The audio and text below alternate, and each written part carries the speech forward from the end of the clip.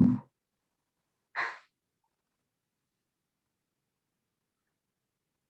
good morning.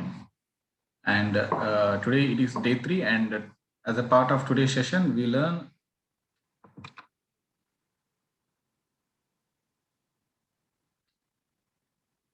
conversion characters, types of C variables, and the sample program using whatever the concepts that we learned in these 3 sessions, last 2 sessions and today's session.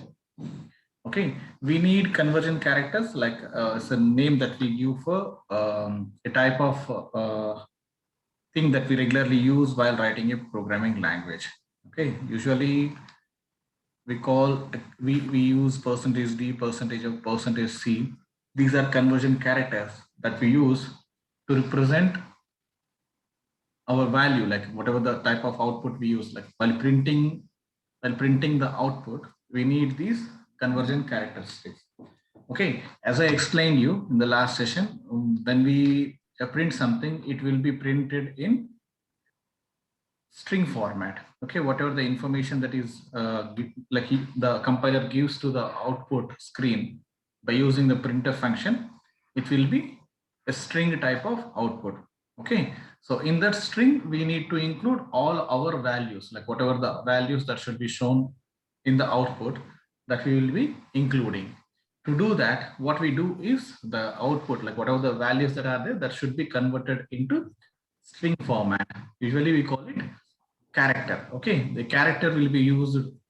So in this place, if you want to keep 24, you need to use a character conversion. Okay, this conversion should be done. This %d is called conversion character, and when we use this type of conversion character, which follows like a alphabetical value will be followed by percentage will be followed with a character. Okay, so this kind of symbols will be used to represent the value. Okay, there will be different types of data types that we use in a program. Based on the type of the data type, the conversion character will vary. So if you see that if for an integer type of value to print in output, we need to use a conversion character %d. If you don't use this conversion character, you cannot include your value in the output. Okay, that should be understood, and it is very important to understand why we are like this. This helps us to understand why we are using % symbol inside your printf statement, or like any conversion character that you use inside your output, like output function, printf function. If you are using a floating point value, and if you want that floating point value to be printed in output, you are supposed to use %f. It is the conversion character for floating value.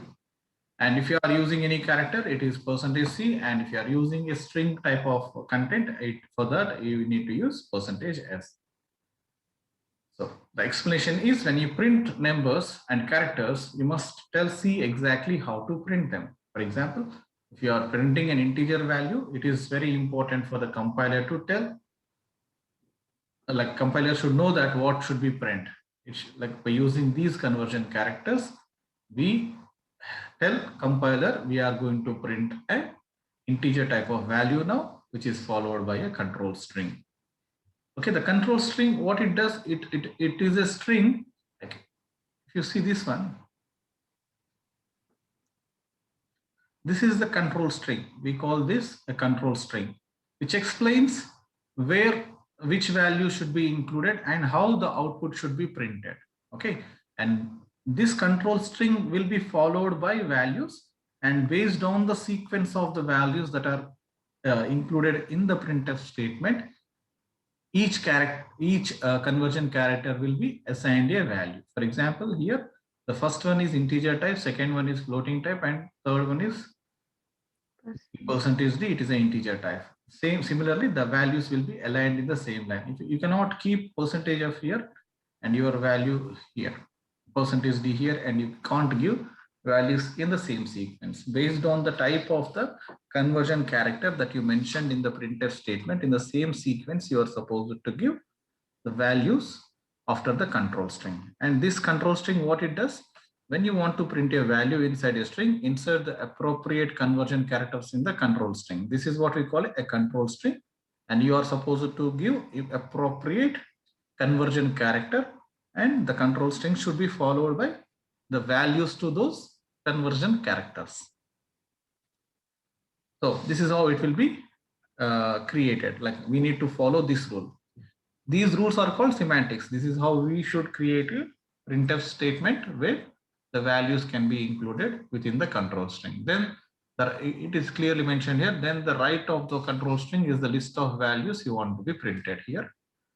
This is the control string, and it will be followed by values that you are printing. Need to be printed. Of how a printf can print 3 numbers is given here, and you can clearly understand this example. So these are called control. So we need to cross check, like when we explain this kind of information.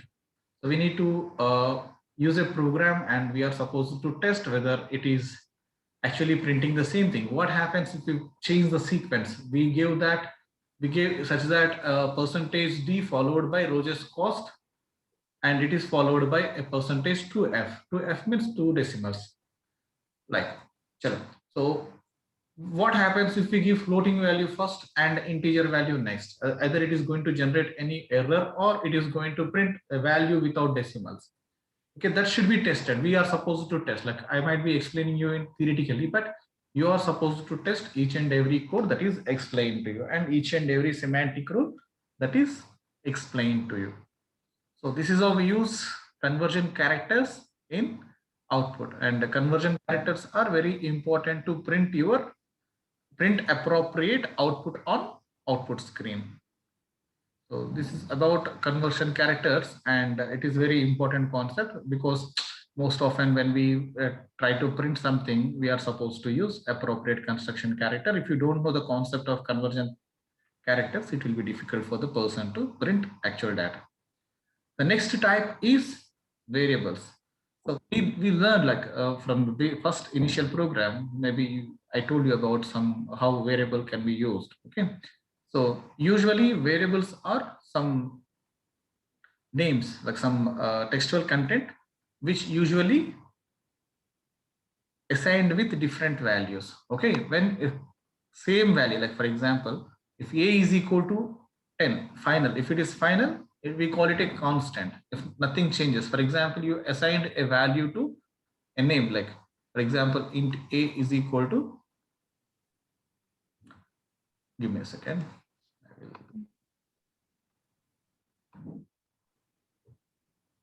So usually we have constants and variables. Constants means which do not change its value. For example, if you take 20 is a value, it cannot be changed.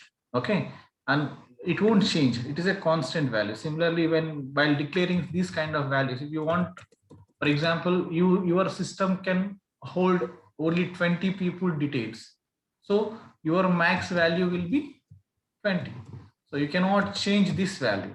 Okay, so it can hold multiple values, but the maximum value it can hold is 20. It is a fixed one. So we call it final int max is equal to 20. So these are called constants. Okay, you can declare it as a constant, but there will be certain variables which can change. When you use final, you can't change value of max. So similarly, we will be having different names. Maybe for example, to create a variable, int val is equal to 10. Okay, so here you know that this is a constant value and this is 10. This is a value actually, like rather than calling it a constant value, you can say that a value, and it is of what type of content it is? It is integer type of content. Okay, integer type of value, and we know that this is int means declaring integer type. Here this is the name that is given to the integer type of data which can hold this value. This name is called a variable. Usually variables will be defined to hold some values into it, and that value will not be a constant. It frequently changes. It might change, it might not change, but usually when we create a variable, by name itself, the dictionary name itself is considered, it explains that the value of that particular thing will continuously change, or possibility of change is guaranteed. So again, when you create int value is equal to 10, later stages in your code, you can change that value. Okay, value can become value is equal to, you can declare in this way also. Okay, now you can see that now value VAL value, again frequently using val confusing, right? So I can say A, again A. The earlier stage, the value of A is 10. Now the value of A is 5. It means that this A value got changed. This kind of declarations are called variables. Okay, this is here A is called a variable because its value can be changed over a period of time. So what are constants? When you can't change the value of the name that is given. For example, if you make this one constant A is equal to 10 maybe. So you cannot allocate another value to A. The only value that A can take is 10. Called constants.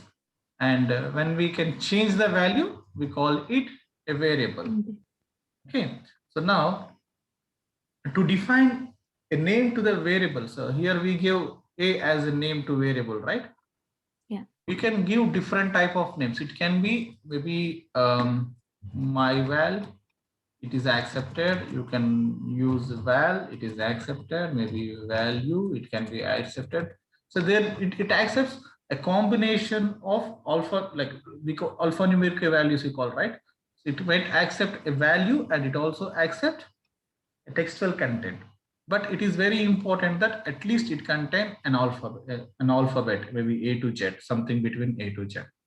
For example, you cannot define integer as integer 1 is equal to 10. You cannot declare by using only numerical value.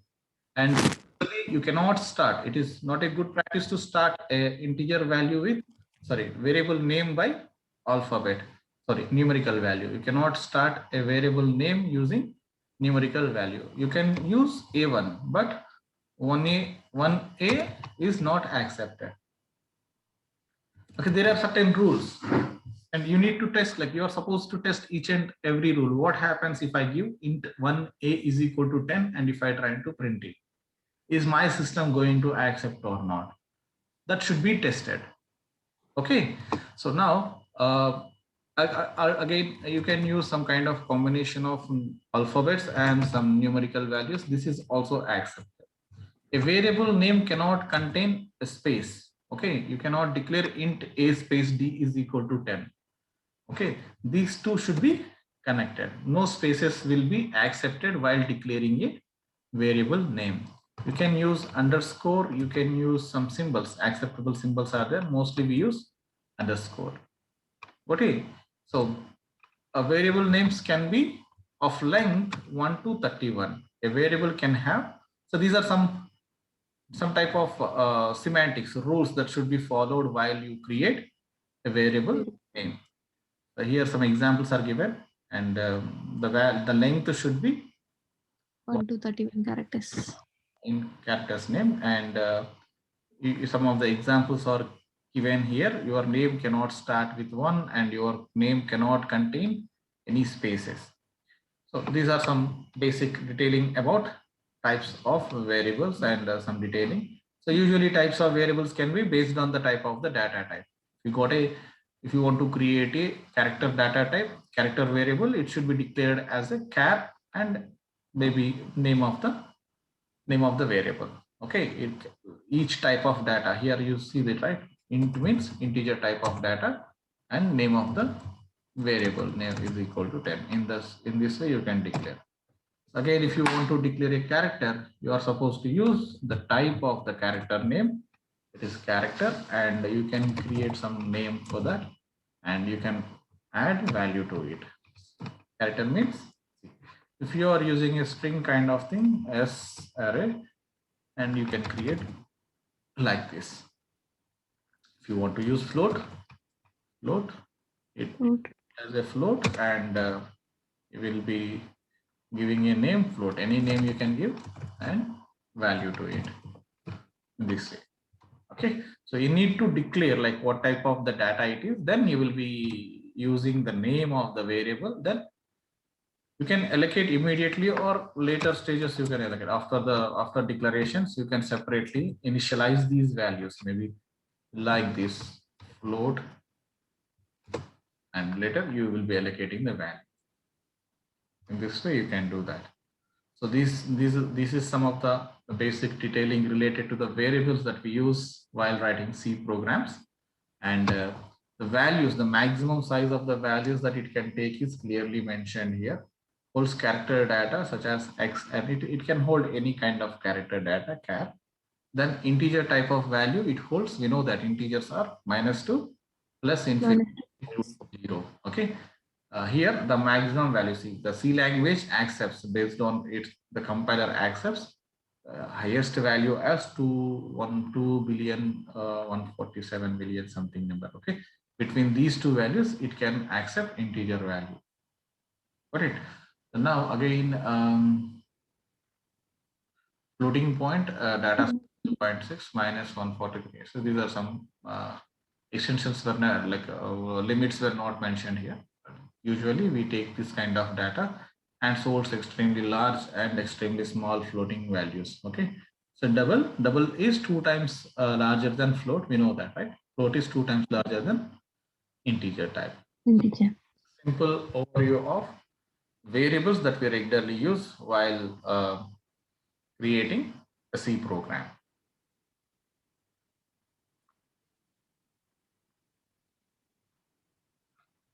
So let us start the sample program. We use all the like skills, like whatever we learned till now. Based on the concepts, we create some sample programs and we test like variable, giving different type of variable names and what kind of errors they generate.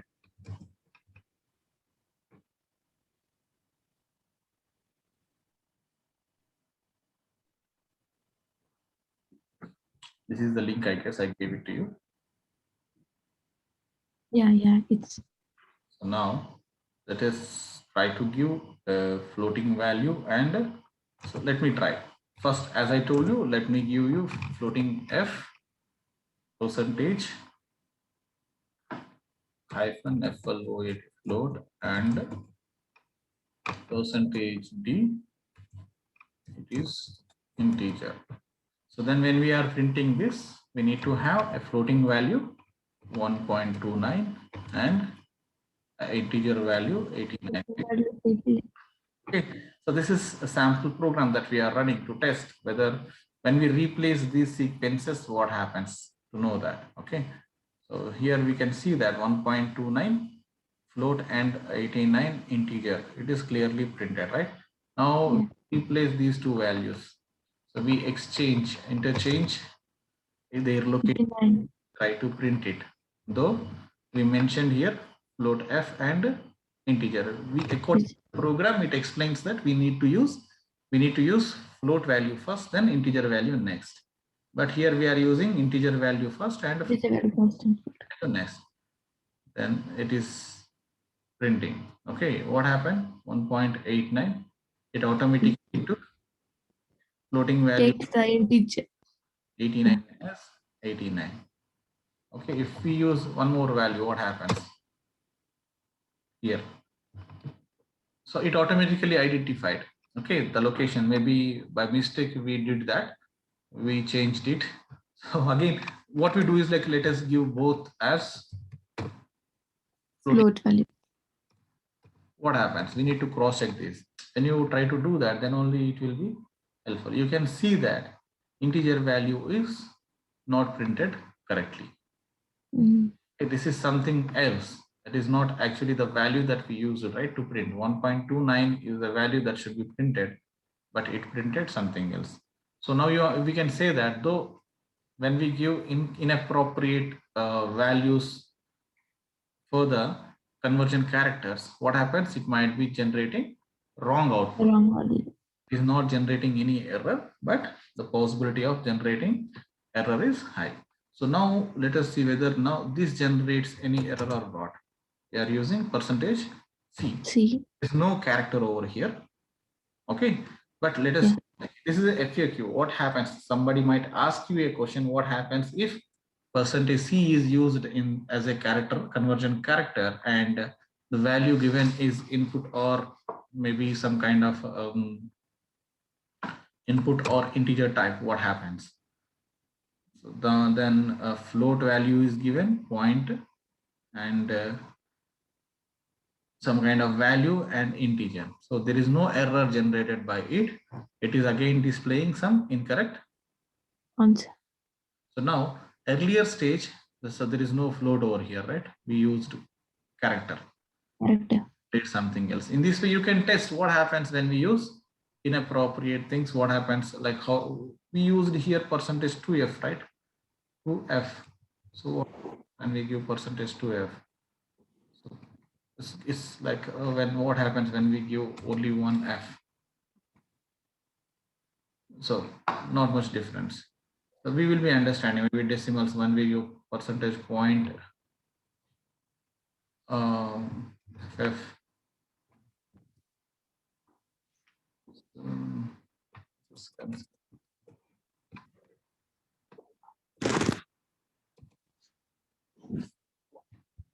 So let us see again. Okay, not a problem.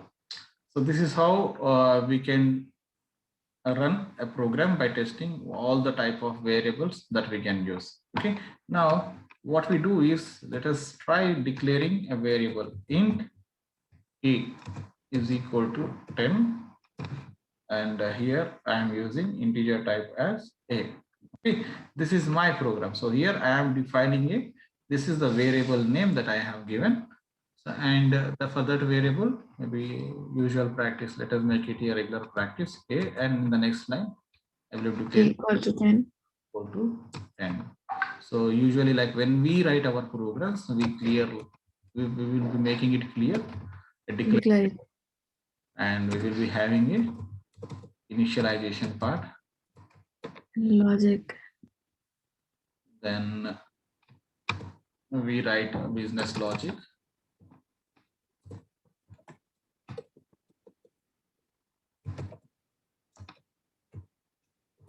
Then we output, we print it. So now we don't have any business logic to write. We simply using the program. Okay, these 4 phases should be included every time, because we should be clear what we are doing as a part of this program. For that purpose, creating these 4 sections is very important. What I am testing, what kind of names we can give to integer, like Integer. variable name. Let us test and find what kind of errors we get. Okay, it came like the answer is as per the expectation. Let us use A1 and A1. I'm changing the name. Okay, simply. Okay. I'm declaring variable name as A1, which means A1. combination of alphabet and numerical values. Okay, it contains one. It started with an alphabet and ended with a numerical value. Numerical value. Appropriate result or not? It generated appropriate result. Let me use alphabet continued by, so a number continued by alphabet. A1, 1 year, right? 1A, and this is also 1 year. 1 year. So let me test it. So now it is generating error. As I told you, your variable name cannot be started with a number. Started with a number, it generates error. Okay? Error. Because it is not accepting. This is not following the rule, right? When it won't follow the rule is that variable name should not start with 1. Number. Again, I will use some kind of values and some kind of length of the value. So it is a lengthy one.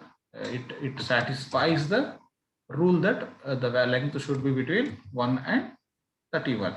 So in this way, if you test it, you will remember for a long time. Like the length of the variable name should be 1 and 31. So it printed. Okay, here the length is too long, but still the value is long. See, the main concept here is you can give any name, but what we do, we try to follow the naming convention. Naming convention means, so what is the purpose? For example, if you are calculating total cost of the sales, okay, so you need to have the product price means we will be giving the name as price, and we should have the detail about the quantity. Okay, for example, the naming, how we give, we should take the price underscore of underscore maybe product. So this is the naming convention that you should use. Okay, price of the product. Okay, int quantity purchased. Okay, these two details are very important. And finally, what it will be like, maybe price can be double, float and int. Now we need a floating value, that is total cost. Now we create a business logic, total underscore cost is equal to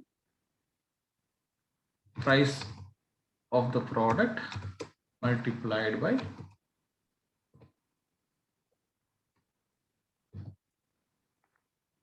quantity. Total.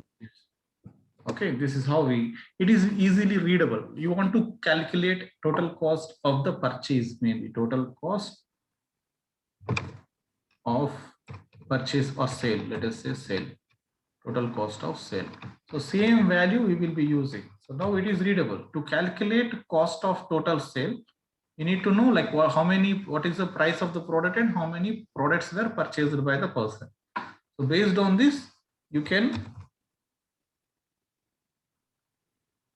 write, you can generate output. Something like this, price of the product and quantity of the product.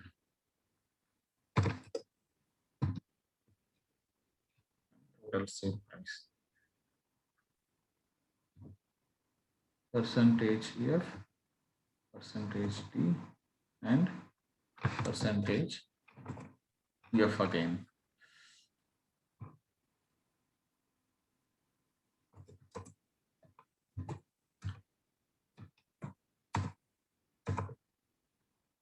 Product price is percentage F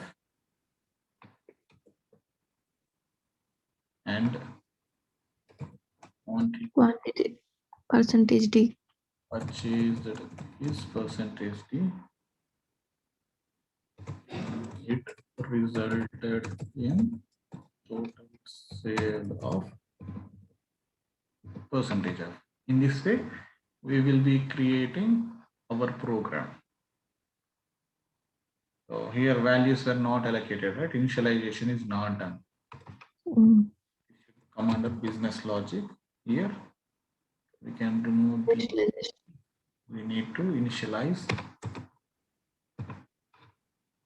price of product maybe 100, 85 each. Then quantity purchased is equal to maybe 10. Now it generates actual output. Okay, so this is how our program should be written. Now we know that the price, this is a valid variable that we can use.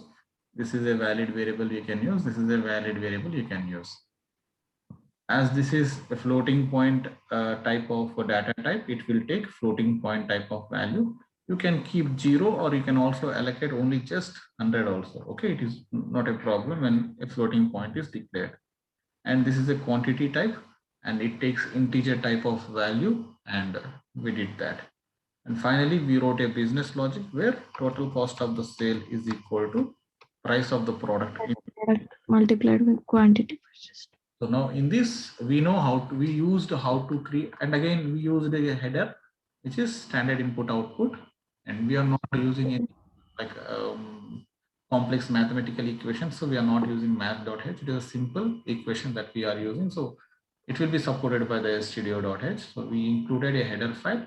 We used a main function, which is having a return type. That is why we are returning 0. We can also use void type, I guess. I don't know like whether online one supports or not.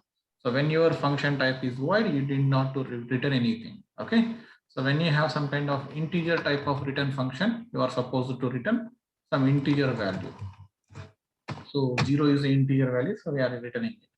If this is char, then your return will be some a something like that. Okay. So these all are accepted. Now, if it is a void, then you need not to return anything. Void means it does not have any return type. So it is printing your result. I will explain you those things, like the kind of function you call and the kind of value you return in function mode. So this is how you used each and every concept. You understood why the purpose of using main function. You know what is the purpose of printf function. You know this is what we call control string, and you have conversion character inside that. You know what are the data types that we are using, and we are giving each variable name for Variable names. type, and you know the rules that you supposed to use while creating a Program. name, and you allocated values to the variables. You performed some kind of equation, then you printed whole output. Okay, now let us use some escape lines. Okay,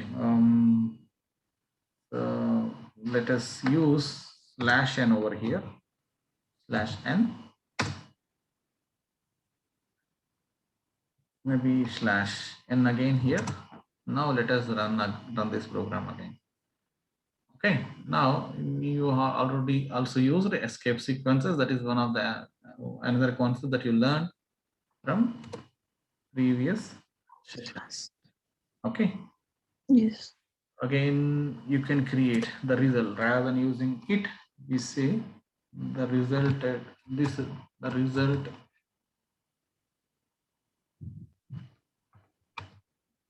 in total sale is. So again, quantity. Let us make this capital. The per product.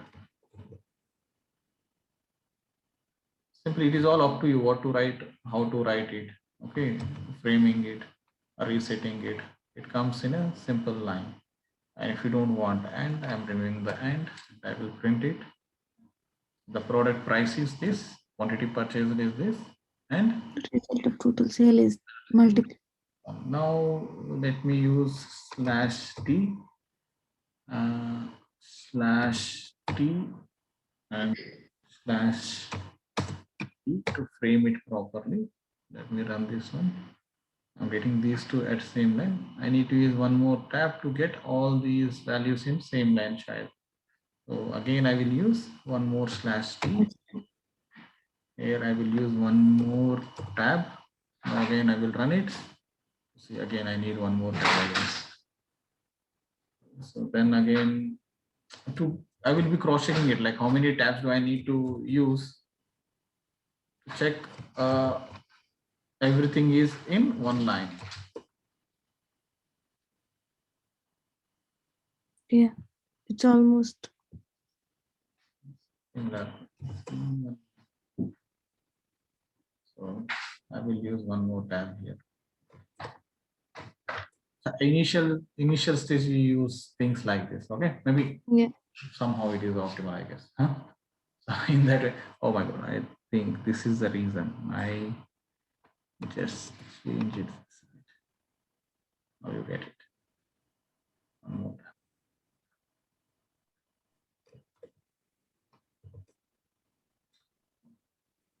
Now they all are in one. Okay, extra space over here. For that reason, it was earlier I gave some space over here. So that is why it showed. So now it looks nice, right? So I made changes as per my expectation. I want all these values should be in one line. So one line. Purpose I started using escape sequence /t. I want each detail in a separate line. So I used escape sequence /n after the content. Okay. So in this way, we can create a proper program using whatever the things that you have learned in earlier stages. Okay. That's it. In tomorrow's session, we try to learn about conditional statements. Okay. We start with conditional statements. I will try to finish everything like statement, normal statement, and nested if, switch. All the three concepts I will cover in one session tomorrow. Okay. This one I'll do some sample. This C line. But I thought like after this session it will be helpful to you. So do write like see take a task like write a multiplication table of 5. How you can write it in that way. Okay, you just start doing a multiplication table and try to create a number palindrome. So number palindrome not required, maybe factorial of a number. Standard factorial of number. Okay. Okay, without using loop, a simple maybe give some fixed value to some variable, and otherwise rather than that, better is sum of n squares, sum of n numbers, sum of n squares, sum of n cubes. It will be a formula, just a formula that you will be executing. For example, I will give you sum of n values result. Let me copy and paste this in sample. So, oh my god, I will take a screenshot of this. Better, I guess.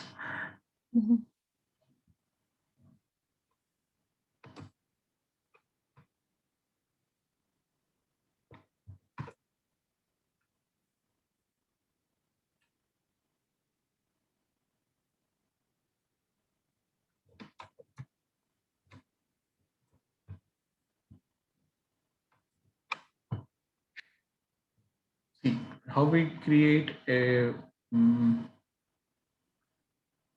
content, right?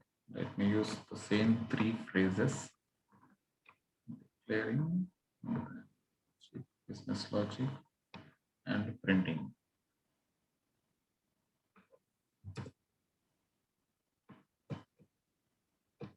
Okay, so now I'm doing sum of n numbers. Sum of n numbers formula is n into n minus 1 by 2. Simple, right? Sum of 1 to 10 means 1 plus 2 plus 3 plus up to 10 is, it is 55, because 1 to 10 it will become 110 and divided by 2 it will be 55. So that printed, we will be giving a type of number. What is the number you okay, is equal to some 10 or something. Okay, again in 10 is the number, declaration is done. Now we will be assigning a value to it. Number is equal to 10. And the business logic is need to declare this, do we get any average value? Maybe, might be. So I will be using float sum of n numbers. So this is the name. Okay, so now sum of n numbers is equal to, we'll be using n star into n minus 1, and at final stage it will be divided by 2. This will be the formula. And printf sum of n number percentage d is percentage f. Okay, now it is NUMB number, comma, sum of n numbers. Okay, so now you can run it. If any errors, sum of n into n. Oh, sorry, it should be num, right?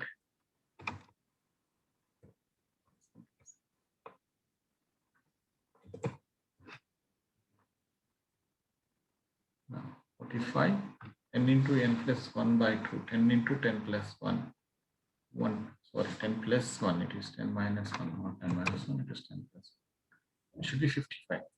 55. Okay, you can change this value. Now if you want to know 20 number value, you can run it. It is 210.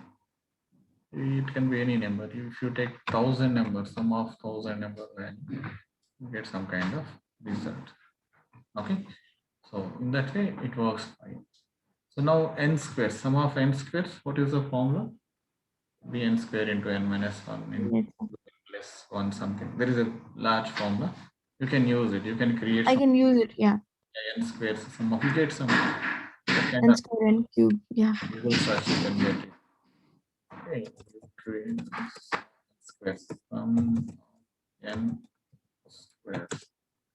Sum of n squares means 1 square plus 2 square plus 3 square. So get formula from here. So there will be a formula. It is 2n into n plus 1 into 2n plus 1 divided by 3. This is the formula. Maybe so sorry. This is the formula. Sigma n. This formula. N of n plus 1. Yeah. Plus 1 divided by 6. That is the formula. You can write n cubes. You can take any value. Okay. So that is Yes. how we will be having. That is what we call a business equation.